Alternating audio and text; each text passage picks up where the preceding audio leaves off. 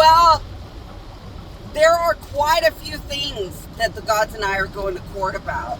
So, are gods and I going to court against this country a lot? Yeah. Are gods and I going to court in general a lot? Now, yeah. Did I take a bunch of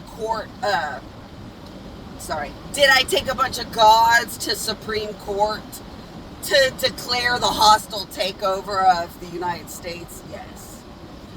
Did the United States proceed to tell me, haha, fuck you, boo-hoo, get up and make me? Yes.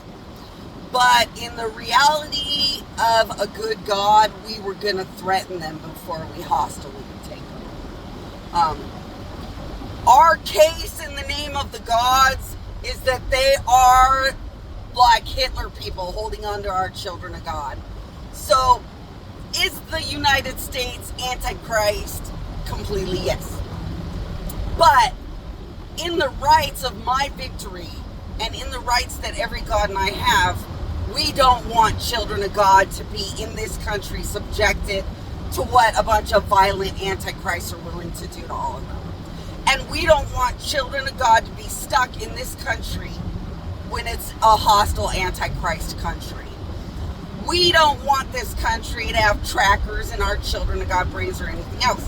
So we are going to declare hostile takeover in the Supreme Courts and more, and then carry it out. But it leaves a permanent record in the Supreme Court that gods fought back.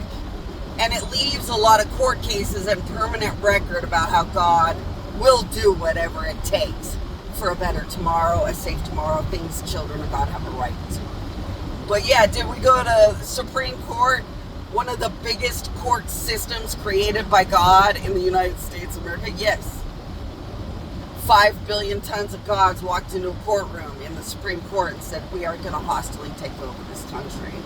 And you might murder people that gods cannot protect, but you will not sit and murder over and over, or tracker abuse over and over in death and more, and making them like have their flesh explode and stuff when they're children of God. That is our children, that's our family, that's our rights. So we are going to hostily take over, because how can we protect children of God when the country is antichrist violent, with a massive desire to murder over and over forever? How can you guarantee as God so you can keep them safe?